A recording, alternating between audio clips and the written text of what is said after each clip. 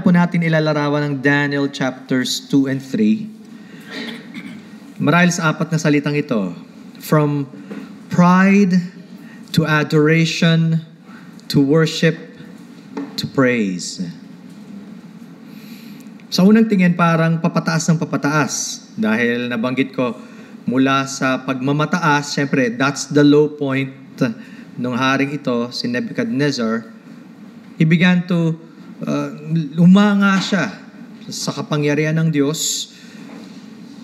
Pero may salitadong worship. Hindi sa Diyos ang unang pagsamba And then later on, he would learn to praise. Parang roller coaster ride, if you could imagine. Hanggang dumating yung panahon, kailangan siyang ibagsak ng Diyos totally para magising siya at makilala niya ang Diyos na ito. Now, since ang pinanggalingan po natin ay chapter 2, kung natatandaan niyo ang kwento na naginip itong si Haring Nebuchadnezzar at sa kanya panaginip, gusto niyang malaman ano bang interpretasyon. And so, pinatawag niya ang mga matatalinong mga tao, lahat ng pwedeng manghula, at hindi niya binigay ang panaginip at sabi niya, sabihin niyo sa akin para malaman ko hindi kayo nagsisinungaling sa sasabihin yung interpretasyon. Madali mag-interpret o gumawa ng kwento. Walang makapagsabi. And so, sa kanyang galit, nagbanta siyang papatay ng mga matatalinong taong ito kasama sa sina Daniel at ang kanyang tatlong kaibigan. And so Daniel and his friends prayed. At sa kanilang pananalangin, nalugod ng Diyos na ipahayag sa kanya ang kahulugan ng dream. Sinabi niya sa hari, at kung natatandaan yung image, tao, merong ulo na ginto, the head of gold, speaking of Nebuchadnezzar and his Babylonian Empire. Yung chest, tsaka arms of silver, speaking of Medo-Persia. Pagdating sa yung belly and then the thighs, made of bronze, patungkol sa Greece. And then yung legs, pababa sa paa, yung legs composed of iron at yung paa mixture of iron and clay, yun yung Roman Empire. At ang malaking kagulat-gulat doon, biglang merong malaking batong bumagsak mula sa langit na sinira iyon. At ang pagkaka-describe sa atin ay ito daw ay kingdom.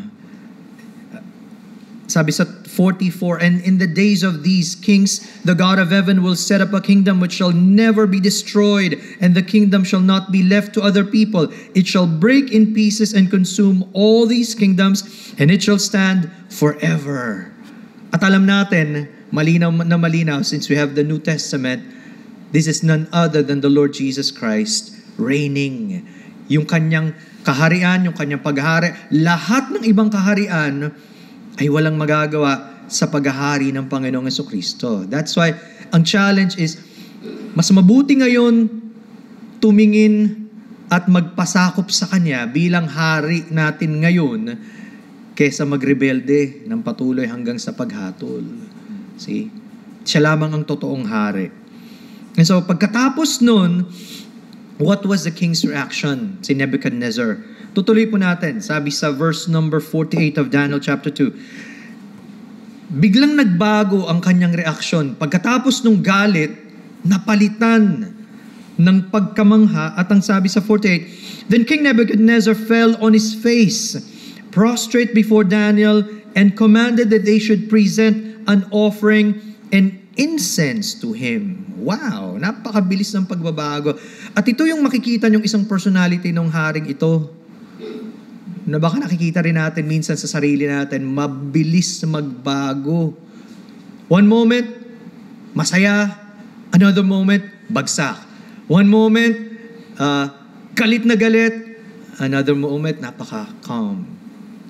I think it was Spurgeon who said, of course hindi verbatim, pero sabi niya, kung gaano daw kabilis ang tao na matuwa o ma-excite, ganun din daw kabilis in that degree ang kanyang damdamin ay pwedeng bumagsak o ma-discourage. See? At totoo yun. And makikita nyo, kapag ganun, ang ating emotions, that shows na marami pang tinuturo ang Diyos sa atin para sa ating maturity. Hindi pa siya stable. Why? Proverbs 16:32 reminds us, "He who is slow to anger is better than the mighty, and he who rules his spirit than he who takes a city." Ang totoo palang paraan na malalaman mo na mas mainam pa kaysa sa kapangyarihan o anumang bagay ay yung kapag binigyan ka ng Panginoong self-control. At alam natin that it is the fruit of the Spirit, self-control. Nangangahulugan, nararanasan natin ang full na pagkilos ng Diyos kapag ka hindi na ganung madali ang ating emotions nagfa-fluctuate. Tinuturuan tayo ng Diyos. But this king has not yet learned that. Okay? Imagine, napakataas na hari, bigla siyang luluhod, halos magpatira pa sa harapan ni Daniel. Ganun siya namangha. At ang sabi sa verse number 47, parang, I would emphasize that, parang kinikilala niya ang Diyos. Okay? Sabi niya sa 47, "The king answered Daniel and said, 'Truly, your God is the God of gods, the Lord of kings, and a revealer of secrets, since you could reveal this secret.'" Walang ibang makagawa. And so he was convinced at that time, walang ibang Diyos na katulad ng Diyos. 3 titles o descriptions ang binigay niya sa Diyos dito. Sabi niya, He is the God of gods. Walang katulad ang Diyos na ito sa aming mga Diyos-Diyosan. Sabi niya, siya ang Panginoon ng mga hari. Kahit siya kasama doon, mas mataas ang Diyos kaysa sa mga human authorities. And then, siya lang ang nagpapahayag ng mga lihim na bagay. Siya ang may karunungan. Now, maganda sana yon. Pero makikita natin, again, this was just part of his excitement. It was at the height of his emotions. Walang pinagkaiba to dun sa crowd na sumusunod sa Panginoong Jesucristo pagkatapos niyang gumawa ng himala. Diba? Tandaan nyo, pagkatapos niya magpakain ng more than 5,000, anong gustong mangyari ng crowd? Sabi sa John 6:15, gusto nila siyang gawing hari. Pero ang haring nasa isip nila is a political king. Magpapalaya mula sa Roma. Hindi yung Panginoon, hindi tagapagligtas. Hindi siya ang anak ng Diyos. Hindi malinaw sa kanila yan. And how possible is that for us na maging ganun din ang konsepto natin sa Diyos? Hanggat na-amaze tayo, hanggat meron siyang ginagawa, wow! Salamat, Panginoon. Pero kapag tayo dumating sa panahon ng pagsubok at parang ang Diyos hindi kumikilos ng ganun kadakila, hindi na rin ganun tayo ka-excited sa Kanya. Or kapag wala na tayo masyadong nakukuha, parang madali siyang makalimutan. Gaano ba natin siya talaga kilala? At bakit natin siya kinikilala? Mahalagang examine ng Panginoon yung puso natin. Diba? Kung nangyari sa Kanya, nangyari sa maraming tao, pwede ring mangyari sa atin.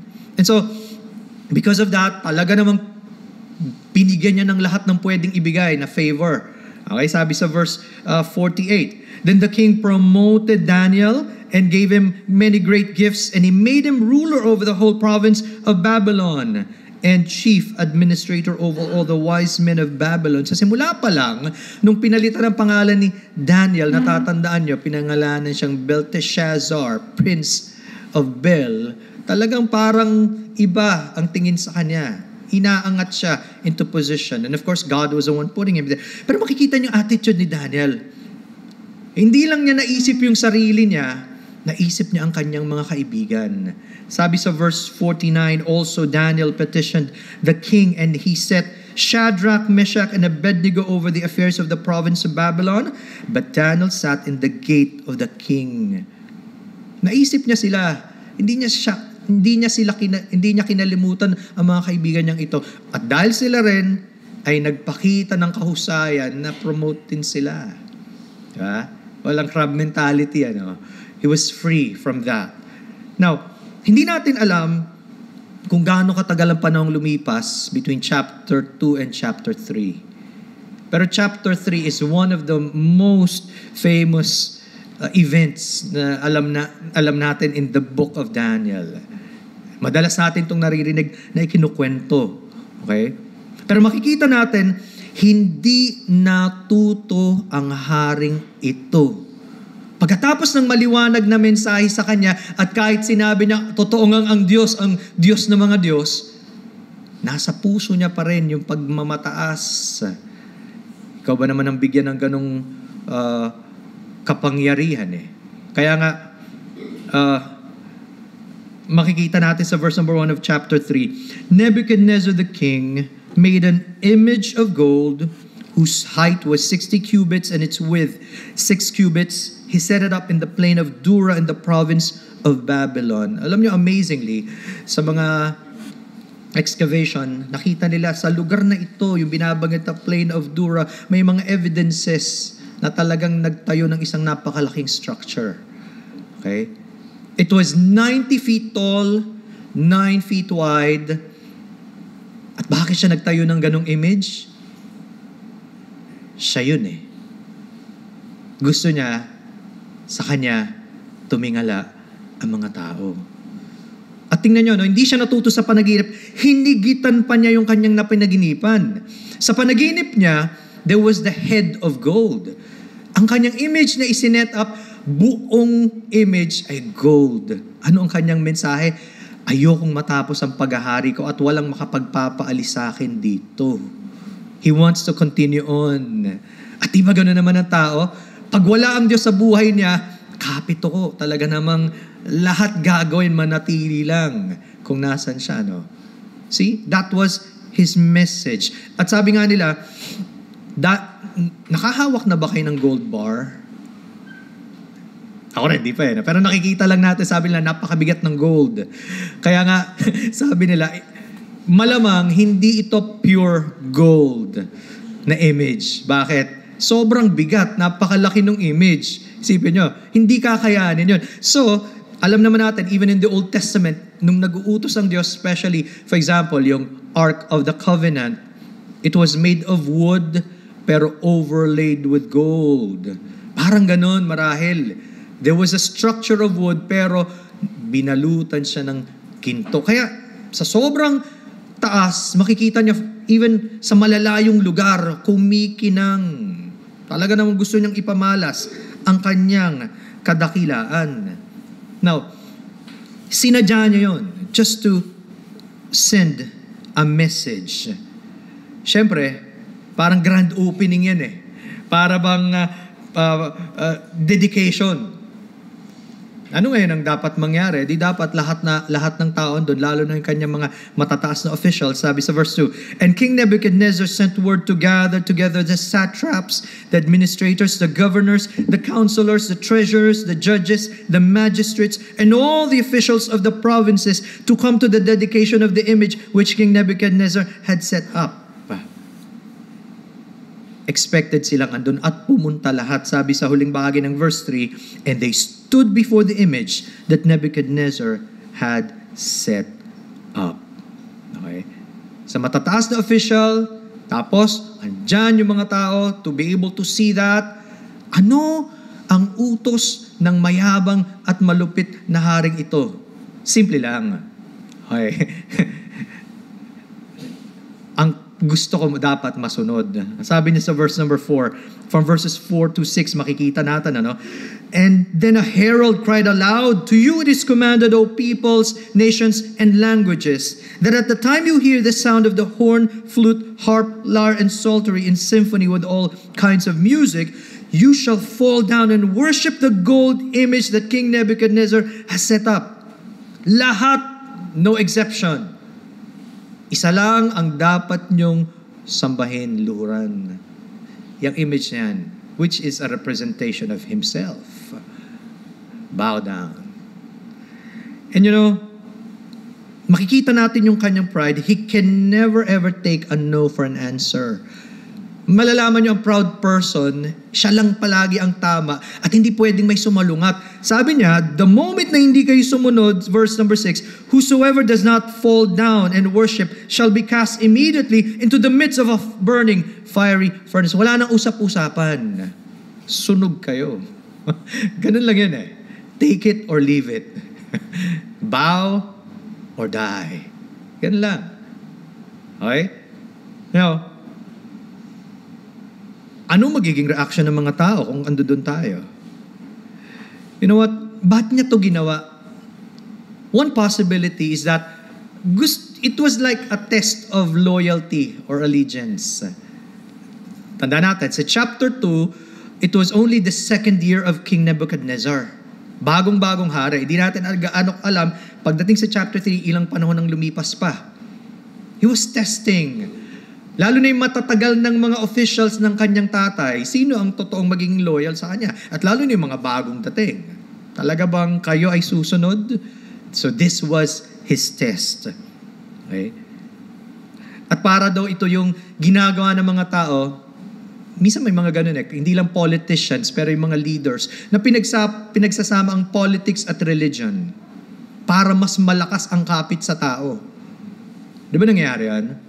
In the name, kunyari, of God, kailangan gawin mo to. At yung mga tao naman blindly will follow without looking. Wala naman silang pakialam sa scriptures In 1936, as an example, the head of the youth program for Nazi Germany said, alam niyo yung Nazi no? Sabi niya ganito, whoever serves Hitler serves Germany, and whoever serves Germany serves God.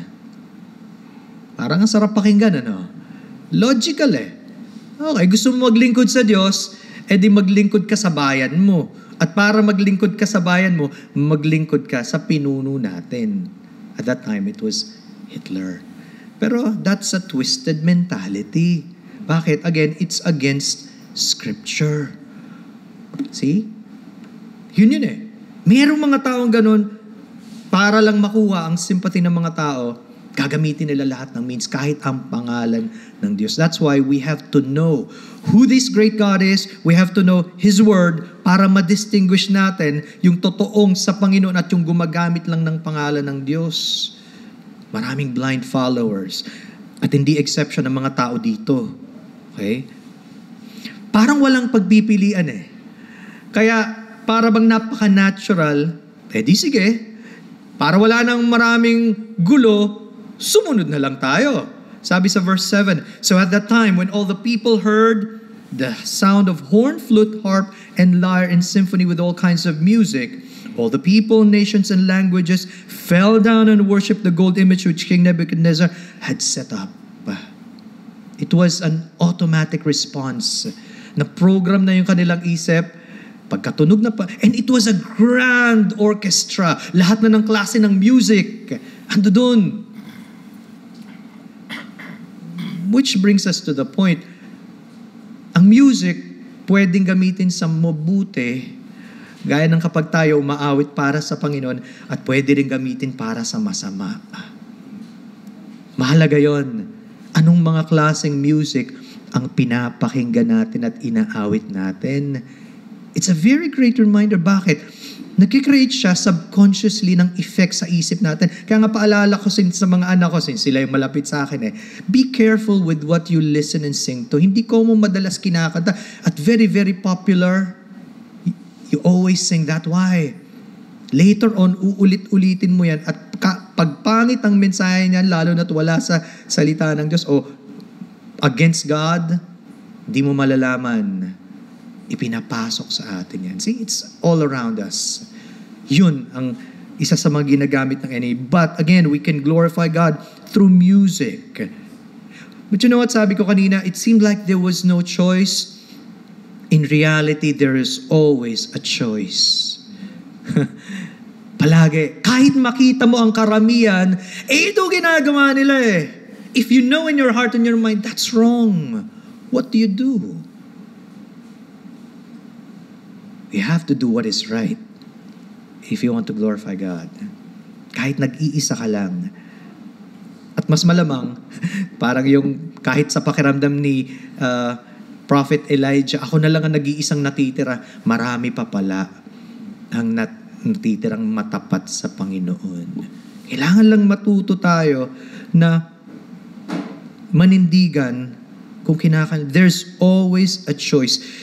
Mas mahirap lumaban sa agos, pero sa kauli-hulihan, Doon malalaman kung talaga bang tayo tagasunod ng Panginoon. Kung marami hindi tagasunod ng Panginoon, mas mabuti ng laban tayo sa agos kung totoong tayo ang tagasunod niya. Di ba? And so, eto na ngayon. Pagkatapos, di lahat nagluhura na, lahat sumasamba na pagkatapos ng music, may report na dumating. Sabi sa verse number 8, eto na yung nagsisimula ang conflict. Therefore, at that time, certain Chaldeans came forward and accused the Jews. It would appear sa ganito, na sa dami ng tao, hindi mapapansin ni Nebuchadnezzar ang tatlong ito kung walang nagbalita. Palagi naman ganun no? At mararamdaman nyo dito, there's a hidden agenda. Bakit? Bakit sila mapopromote? Taga saan ba yung mga yan? Bakit sila pa itinaas over us? Di ba? Yung iba, again, yung sinasabi ko, may mga taong may crab mentality para makaangat, ibababa ang iba. And that was the case here. They want to get to the good side of the king. Kaya sabi sa verse 9, they spoke and said to King Nebuchadnezzar, O king, live forever. Masarap pakinggan ng hari. And then inulit nila, hindi ba nag-utos kayo na kapag nagpatugtog na, lang dapat lahat luluhod sa itinayo yung image? Di malinaw sa hari. Pero, eto na, 12. There are certain Jews whom you have set over the affairs of the province of Babylon, Shadrach, Meshach, and Abednego. These men, O king, have not paid due regard to you. They do not serve your gods or worship the gold image which you have set up. Pansinin nyo ang kanilang highlight, yung negative part. Ba't naman hindi nila babanggitin yung mabubuting ginawa? Kasi ayaw nga nilang maging maganda ang damdamin ng hari. Alam nilang magagalitin yung hari. I-highlight yung hindi ginagawa. And you know what? Yun na nagiging problem natin when we usually highlight the negative part. We miss yung malaking bagay na marami palang positibo. Ang na-highlight yung isang pangit. Ibang-iba na tingin mo, pakiramdam. Ganun ang kanilang ginawa. And dahil nga, makikilala natin ang haring ito, he was so volatile, pabago-bago ang kanyang damdamin. Nung narinig niya yun, nag-iba agad ang kanyang damdamin. Sabi sa 13, Then Nebuchadnezzar, in rage and fury, gave the command to bring Shadrach, Meshach, and Abednego. So they brought these men before the king. Naapektuhan agad siya. Now, one thing we can say about these three men, hindi sila nagprotesta. Notice that? Walang demonstration, hindi sila activist. Hindi ka guys, sa panahon natin, meron lang konting mapansing pangit, imbis na makipag-usap, nasa kali agad. Wala kayong makikitang ganon. In fact, ang observation nga sa kanila, hindi nila ginagawa ito in public. Hindi sila para magpakita na kami kakaiba. Hindi nila hinahamon yung authority. Pero, hindi din sila nahihiya na magpahayag kung kinakailangan. Pinatawag na sila. Hindi sila umatras. See? Mahalaga yun, ano? May tamang panahon at tamang paraan to be able to do what God wants. Para sa kanila at this time, sapat na hindi kami sasali dyan. Yun lang, maninindigan kami. They did that silently. Kaso nga, may mga nakapansin.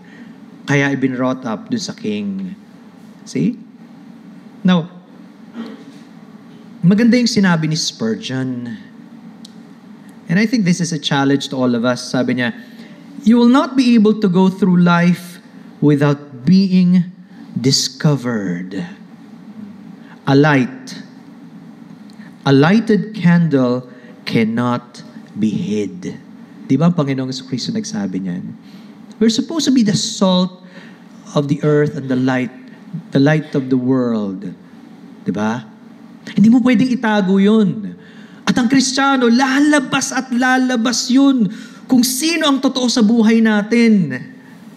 Nakikita ba ang Panginoon sa buhay natin? Di ba? Ano ang sabi niya sa mga taong gustong magbiyahe dito sa lupa papunta sa langit pero palaging patago? Simple lang kanyang comment, sabi niya, What a degenerate set. Hindi maganda ang ganon. Bakit? Hindi tayo nagiging totoo sa ating Panginoon. And later on, meron pa tayong titingnan patungkol dyan. Pero at this point, makikita natin, nanindigan sila sa tama, ginawa nila yung tama, at hindi nila inisip ano ang magiging consequence noon simply because they were following God. Di ba, isang pag tayo naunahan ng takot, baka naman pag ginawa ko to, ganito eh. Ang tanong, ano bang gusto ng Diyos? Di ba, at the end, yun lang naman ang mahalaga. Siyang bahala eh. Whatever He will do in us. Natuto silang manindigan, hindi sila lumuhod, and now, the confrontation. Nakita nating nagalit ang hari nung narinig niya, pero to his credit, binigyan niya sila ng pagkakataong magpaliwanag. Diba? Sometimes tayo, hindi na tayo nakikinig sa other side, nabuo na agad yung negative part eh. At least siya, kahit nagagalit, gusto niyang pagpaliwanagan. Parang may English term tayo, let's hear it directly from the horse's mouth. Direkta dun sa tao. Mahirap kasi yung sabi ni ganito, sabi ni ganyan, maraming pwedeng maiba o mabago eh. Diba? Madagdag eh. Kinausap niya sila. And so, sa verse 14, then Nebuchadnezzar spoke, saying to them, "Is it true, Shadrach, Meshach, and Abednego, that you do not serve my gods or worship the gold image which I have set up?" Hindi pa niya kilala ng husto itong tatlong Hebreyong kalalakihang ito. Tandaan nyo, the first time, si Daniel, ang kanyang mga kaibigan, it was more of a private occasion sapagkat merong one in charge sa kanila. So hindi na alam nung hari na nanindigan silang huwag kumain. Basta healthier sila, pinagpala. Okay. Hindi niya alam yun. Pero ngayon, kitang-kita at tinatanong niya, and you know what? Ito ang pinakamahirap na pagsubok sa kanila thus far. Bakit? Mas madali na sabihin, ito ang paninindigan ko. Pero bang usapan kapag diretsahan kang tinanong at tinignan ka mata sa mata at sinabing, totoo ba? Marami sa atin, medyo magpapaligoy-ligoy pa. Diba? Sabihin natin, alam nyo, tama naman yun, kaya lang, meron pang paliwanag na gano'n eh. No? Mahirap yun kapag ikaw kinonfront at sinabing, Christian ka ba? Oo. Pero hindi naman ako yung kagayang Christian, nakikita mo, dami pang excuse. Ano? Hindi sila natakot magsabi kung ano ang totoo. Remember, even Peter, tumiklop siya sa panahon na tinanong siya, talaga bang isa ka sa mga tagasunod nitong si Kristo, ni Jesus? Nahirapan siyang sumagot noon. Again, because of pride. Akala niya, kaya niya. No? Pinakita ng Panginoon, hindi. At may mga pagkakataon talagang susubukin tayo. Ano bang paninindigan natin? Makikita ba na tapat tayo sa ating Diyos? Oh, we would rather please men than God. Huwag nawa sana. Pinakamahirap na pagsubok sa kanila thus far. Again, may binanggit si Spurgeon at sabi niya, if standing before the heart-searching God at this time, you cannot say it is true, how should you act? Diba? Ang Diyos ang tumitingin sa atin eh. At kapag sa harapan ng Diyos, di tayo makapag-commit at magsabing, yes Lord, ito talaga yon. Paano pa sa harap ng iba? If you cannot say that you take Christ's cross and are willing to follow Him at all hazards, then hearken to me and learn the truth. Do not make a profession at all. Gaano karaming so-called Christians ang hindi handang tumayo sa ibig sabihin ng pagiging Kristiyano. Sapagkat alam natin, ang ibig sabihin ng Kristiyano sa panahon natin, napakalabnaw. As long as you have the religion, as long as you are affiliated with the church, as long na ikaw ay kasama na isang group, you're already a Christian. Not so. Paano yung personal na paglakad natin sa Panginoon?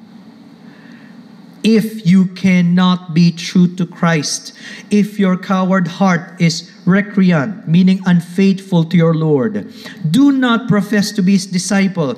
I beseech you, he that is married to the world and flint-hearted had better return to his house, for he is of no service in this war. Walang totoong sundalo ang Panginoon na nasa gitna lang. Either you are for Him or against Him. And sometime in our lives, kailangan dumating tayo sa panahon, we need to make a real commitment to this God. Baka kasi napakatagal ng panahon, sanay na sanay tayo, nagva-vacillate. Sometimes dito tayo, sometimes dito tayo. Basta dito lang tayo, wag lang masyadong lalayo. As long as we're comfortable, delikado yun. Because pwedeng kasama na pala tayo ng mga hindi kumikilala sa Panginoon o ang buhay natin hindi nagpapakita ng totoong commitment sa Diyos. Now, mukhang may good side pa yung hari sapagkat nagbibigay pa siya ng panibagong pagkakataon. Nagalit siya, kinausap, pero parang may panibagong opportunity. Tingnan nyo sa verse 15. Now, if you are ready at the time you hear the sound of the horn, flute, harp, lyre, and psaltery in symphony with all kinds of music, and you fall down and worship the image which I have made, good. Okay. Sige. Medyo hindi naging maganda una nating pagtatagpo, pero another chance. Sumunod lang kayo, kakalimutan ko na lahat, ayos na. Mukhang okay, no? Pero hindi pa rin natanggal yung kanyang banta. But if you do not worship, you shall be cast immediately into the midst of the burning fire furnace. And notice, and who is a God who will deliver you from my hands. Ganun kataas ang tingin niya sa sarili niya. Siya lang ang Diyos na dapat sambahin. And you know what? Ito mismo yung larawang pinapakita sa atin, instead of evolution, the devolution of man, pagbagsak ng tao. Di ba Romans 1:25 says, who exchanged the truth of God for the lie and worship and serve the creature rather than the Creator who is blessed forever. Amen. Pag pinabayaan daw ng Diyos ang tao, ang kanyang sasambahin, either ang kanyang sarili, yun ang number one default sarili ang itaas, o iba, maliban sa totoong Diyos. Di ba yan din na naging kasalanan ni Lucifer? Na gusto niya sa kanya mapunta ang pagsamba imbis na sa Diyos. Gusto niyang pumantay sa Diyos. Wow. Now, dito kailangan ng magsalita ang tatlong ito.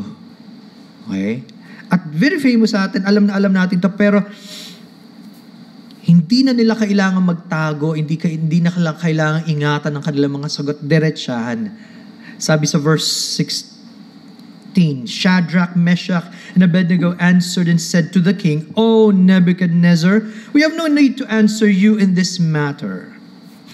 Hindi na kami kailangan mag-ingat pa, hindi na kitang-kita mo na ang aming tugon at hindi magbabago yun. Sabi nila, if that is the case, our God whom we serve is able to deliver us from the burning fiery furnace, and He will deliver us from your hand, O King. This is a testament to the power and willingness of God. Ang sinasabi niya, ang Diyos na sinasamba namin, may kakayanan at gusto niya kaming iligtas mula sa iyong kamay. Kayang-kaya niyang gawin yun.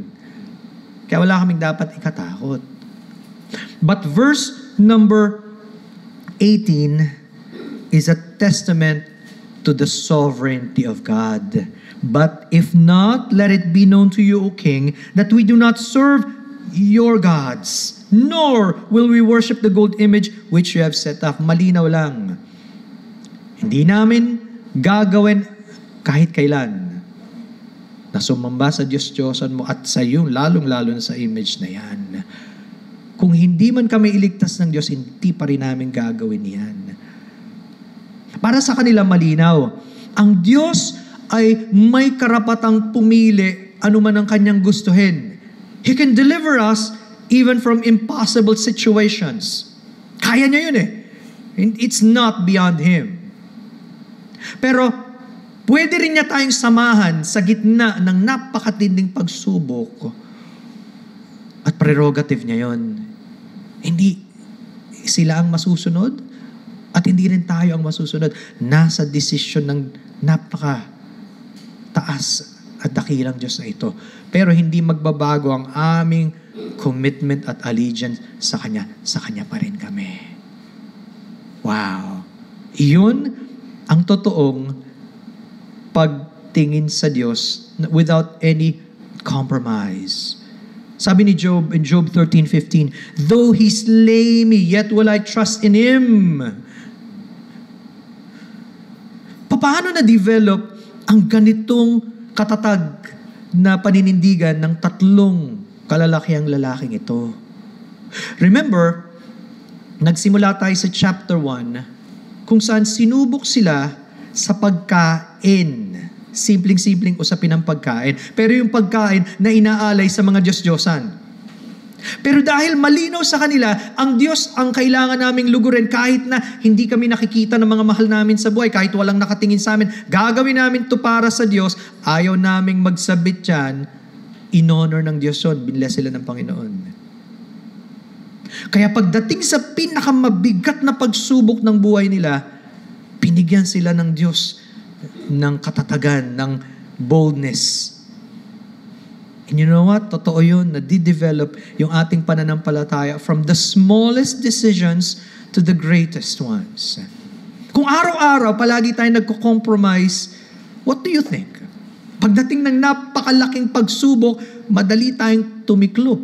Sabi sa Proverbs, "If thou faint in the day of adversity, thy strength is small." Hindi natin kakayanin ng pagsubok.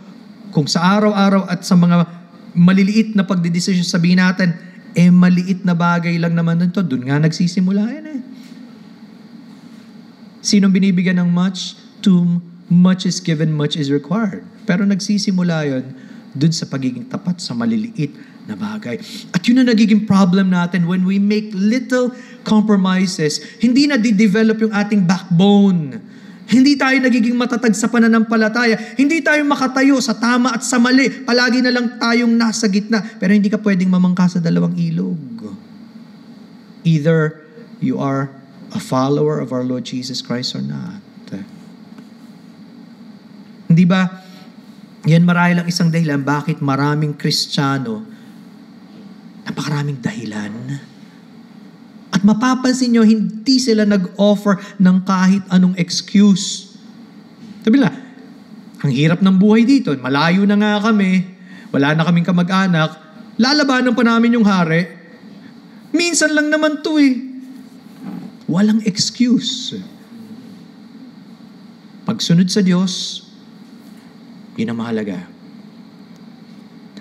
Kaya nga someone said, we should not make an idol of blessings. Kadalasan, yung mga binibigay ng Diyos sa pagpapala, nagiging hadlang. Bakit? Doon na natutuon yung atensyon natin, imbis na sa Diyos na nagbigay eh.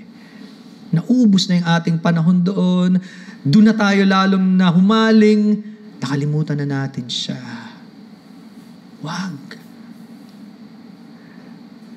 Now, again, makikita natin kung gaano ka-proud ang haring ito. Wala pa sigurong nakapagsabi sa kanya directly, hindi namin gagawin ang gusto mo, pero gagawin namin ang gusto ng aming Diyos. Wala pang tumatanggi sa kanya, marahil for the first time. Kaya kung kanina sabi, in rage and fury sa verse 13, pagtingin natin sa 19, then Nebuchadnezzar was full of fury. And the expression on his face changed towards Shadrach, Meshach, and Abednego. Therefore he spoke and commanded that they heat the furnace 7 times more than it was usually heated. Mapapansin nyo yun. Yung reflection ng kanyang galit, idinaan niya doon sa horno. Lalo pang pinainit. And you know what? Yun ang delikado kapag tayo, nararanasan ko to minsan, kapag meron tayong uncontrollable rage, hindi mo alam kung ano pwede mong masabi, o anong pwede mong magawa. Di ba? Kailangan hingin natin sa Panginoong turuan tayo. Because that was, understandably, this was an unsaved man. Walang pagkakilala sa Diyos. Kaya ganun. Pero kapag ito rin ang natural sa buhay ng Kristiyano at wala lang sa atin iyon, there must be something wrong. Because the wrath of man worketh not the righteousness of God. Hindi yun ang paraan ng Diyos See? Pero sa kanya, that was the only way to express what he was feeling. Pinainit ng 7 beses. At alam nyo ang kwento dito Sabi sa verse 20, he commanded certain mighty men of valor. Talaga namang pinakamatatapang pa ang kinuha para dalhin itong 3 ito para itapon sa napakainit. Tingnan nyo, burning fiery furnace. Kailangan pang idiin sa sobrang init. At sa sobrang init, notice, the command was so urgent. Madalian, walang tinanggal na kahit ano, diretsyo. Sabi sa 21, then these men were bound in their coats, their trousers, their turbans, and their outer garments, and were cast into the midst of the burning fire first. Kompleto. Lahat ng kasuotan nila ando doon. At alam natin ang kwenta, di ba? Sa sobrang init, yung mga nagdadala sa kanila ang namatay. Pero naitapon sila sa loob. At yun ang nag-cause sa Haring Nebuchadnezzar na magulat. Bakit? Sabi doon, verse 23, and these 3 men, Shadrach, Meshach, and Abednego, fell down bound into the midst of the burning fire furnace. Talagang ipinasok sila doon. Then King Nebuchadnezzar was astonished, and he rose in haste and spoke, saying to his counselors, did we not cast 3 men bound in the midst of the fire? They answered and said to the king, true, O king. Now, bakit siya nagulat? Siyempre nga naman, in-expect niya 3 lang Pero bakit 4? And you know what? Sa Septuagint translation ng Daniel 3:23. Of course, the Septuagint is the Greek translation of the Old Testament. Pero doon, ganito ang pagkakabanggit. Tinignan ko ito Sabi, these 3 men, Shadrach, Meshach, and Abednego, fell bound in the midst of the burning furnace and walked in the midst of the fire, singing praise to God and blessing the Lord. Sa kanilang translation doon, they were singing and praising God. Of course, wala sa English natin, so we don't know kung totoo yun. But if it is true, parang kapareho na nangyari kay Paul and Silas in Acts 16. Habang nakakulong sila, they were singing and praising God. Di ba? Talaga palang kahit anong kalagayan ng isang Kristiyano maging sa pinakamatinding pagsubok, at mababasa natin to even in the history of Christianity, yung mga early martyrs, kahit sinusunog na sila on the stake, they could still find reason to praise God. Wow, nilagay ng Diyos sa puso nila. That in itself is amazing. Pero notice, ang sabi niya, look, he answered, I see 4 men loose walking in the midst of the fire, and they are not hurt, and the form of the 4th is like the Son of God. Ang Panginoong Jesucristo, the Son of God, was literally with him. Of course, there's an argument, talaga bang sinabi niya yon? Kasi may ibang rendition, the Son of the Gods. Maaring dahil nga ang kanyang orientation ay sa pagan, pwedeng meron silang idea of that, pero sa ibang mga Diyos. And yet, hindi natin maitatanggi, this is a very important title of the Lord Jesus Christ, being the Son of God. Nag-iisa lang siyang anak ng Diyos. Sa Bible College, ang aming isa sa mga classes doon ay Synoptic Gospels, Matthew, Mark, Luke. At dahil dinadaanan namin in general ang Mark, itong pagkakasabi doon sa isang lesson namin, ang title Son of God is the climactic and most fundamental phrase used of Jesus in Mark's Gospel. Ito daw yung pinakamataas na title na binanggit sa kanya at marahil pinakamahalaga doon. Bakit? God the Father called Jesus as His Son. Tandaan yan? Mark 1:11, dun sa baptism at sa transfiguration ng Panginoon in 9:7, "This is my beloved Son in whom I am well pleased." It was a testament from God the Father Himself. Kahit nga yung mga demons, habang nanginginig sila, pagka pinapaalis sila ng Panginoong Jesucristo, sasabihin nila, "What have we to do with you, the Son of God?" Alam nila, He is the Son of God. And may tanong, sinabi ba talaga ng Panginoong Jesucristo na siya ay anak ng Diyos? May nabasa ba kayong binasa, sinabi niyang anak siya ng Diyos? Actually, meron sa Bible. Tingnan natin, Mark 14, coming from Him. Mark 14:60. Nung nasa harapan siya ng mga religious leaders, anong sabi? Mark 14, verses 60 hanggang 62. Anong sabi? "And the high priest stood up in the midst and asked Jesus, saying, 'Do you answer nothing? What is it these men testify against you?' But he kept silent and answered nothing." Bakit siya tumahimik? Kasi, lahat na alam na nila eh. In fact, kaya nga mock trial yun eh. Alam naman nila yung ginawa niya. Hayag yun eh. Alam niya yung pangangaral niya eh. Nasabi niya na yung dapat niyang sabihin. That's why he kept silent at that time. Okay? Well, nagtatanong sila hindi para matuto eh. Pero para mang-insulto. May ganung tao, di ba? Nagtatanong hindi naman para to learn eh. Para lang makipagdebate. Pero notice, sabi dito sa verse 61, "Again the high priest asked him, saying to him, 'Are you the Christ, the Son of the Blessed?' And Jesus said, 'I am." Tingnan niyo yan. Malinaw na malinaw, hindi niya tinanggihan yung tanong na yon. Sinagot niya diretsahan, ako nga. The title of God in the Old Testament. Di ba? I am that I am. "And you will see the Son of Man sitting at the right hand of power and coming with the clouds of heaven." Napakahalaga nung title na yun ng Panginoong Jesucristo as the Son of God. Dahil only as the Son of God can He also be Lord, Savior, and Christ. Kung hindi siya anak ng Diyos, hindi rin siya karapat-dapat na Panginoon. Hindi rin siya pwedeng maging tagapagligtas. Hindi rin siya ang tamang isinugo ng Diyos. Lahat yun. Wow. Para sa inyo, sino ba siya? Yun ang mahalagang tanong eh. Sino ba siya? Is He just like anyone else? Gaya ng pagkakilala ng karamihan? Wala lang. Ito lang siya.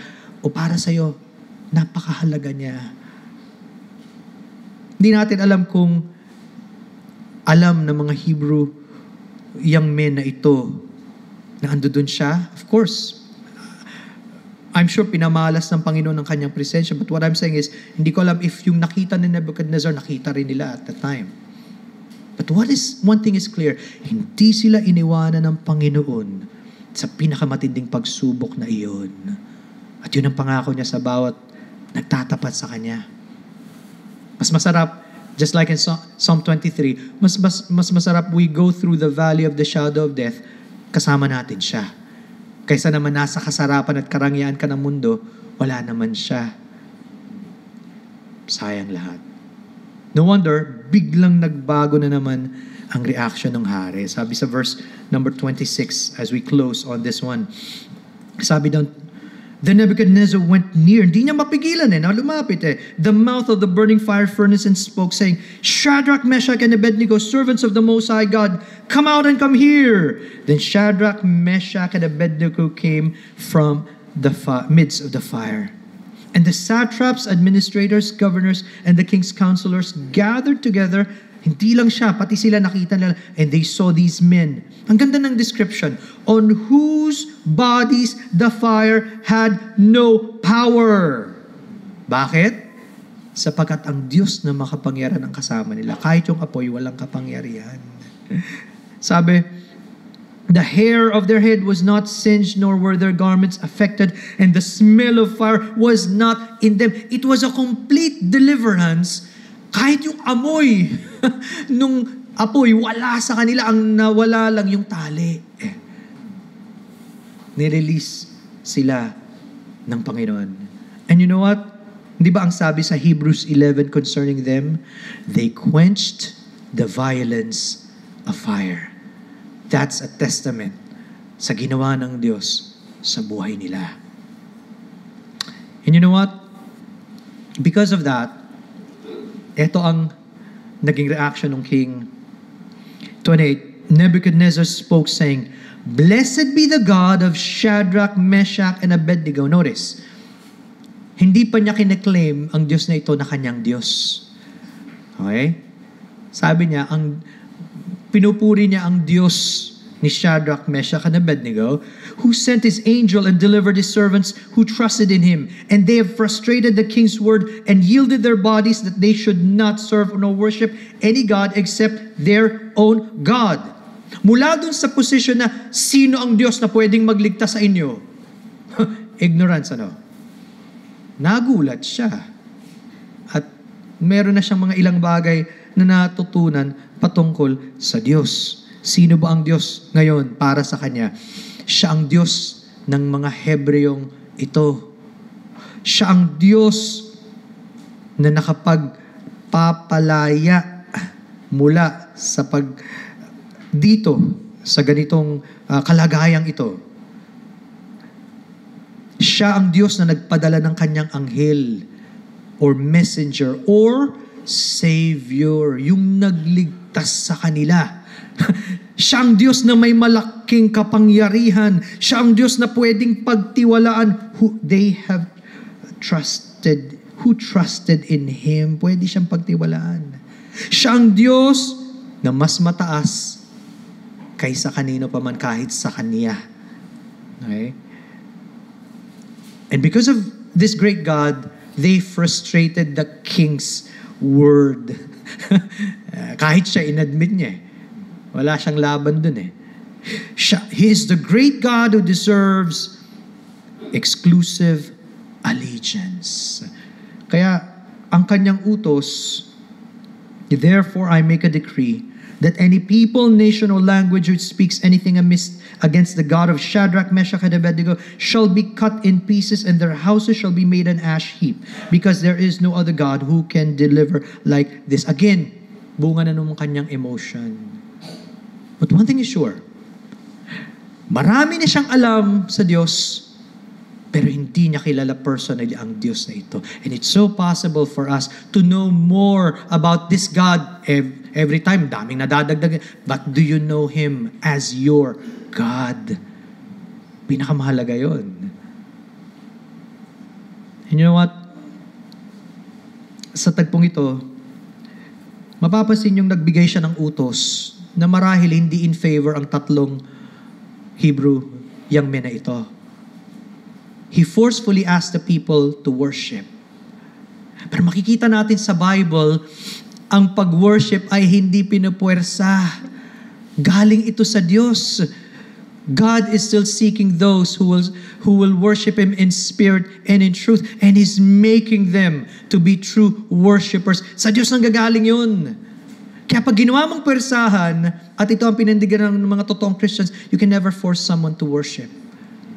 Pwede niyang gawin outwardly, pero pag wala sa puso, walang kwenta. But again, wala siyang alam differently. And since He's the authority, pinagbawal niya. It would seem like, pagka ganito, in favor of Christians. Pero kahit ang mga Baptist or early Christians in the past, hindi nila tinatanggap yung ganun. Na dapat isa lang ang pinapaboran because kailangan malaya kang sabay ng Diyos ayon sa inilagay ng Panginoon sa iyo. Di ba nakikita natin Romans 12:1 and 2? I beseech you therefore, my brethren, by the mercies of God, that ye present your bodies as living sacrifice, wholly acceptable unto God, which is your reasonable service. Yun ang una eh. Kailangan maisukot, maialay natin ang buhay natin sa dakilang Diyos na ito. Kung totoong sa Kanyang ating allegiance at pananampalataya. And then the second part, and be not conformed to this world, but be transformed by the renewing of your mind, that you may prove what is that good and acceptable and perfect will of God. Yung pagtalikod sa ayaw ng Diyos at pagsunod sa Kanya, totally. Salamat sa Panginoon because ang totoo sa Kanyang sinabi, there is no other God who can deliver like this. Yun ang totoo. Walang ibang katulad ang Diyos na pwedeng makapagligtas. Kung hindi mo pa siya kilala, wala kang ibang pwedeng lapitan kundi ang Panginoong Jesucristo sapagkat siya lamang ang dakilang tagapagligtas at pwede ka niyang iligtas kung ilalagak mo ang tiwala mo sa Kanya. Sabi sa Isaiah 43:11, I, even I, am the Lord, and besides me there is no Savior. Siya ba talaga ang iyong Panginoon? Again, God honored their faith, and they were once more promoted. At kinamit nila yung opportunity to be in that position para lalong malugod ang Diyos and maybe to influence other people. Sino ba ang Diyos sa buhay natin?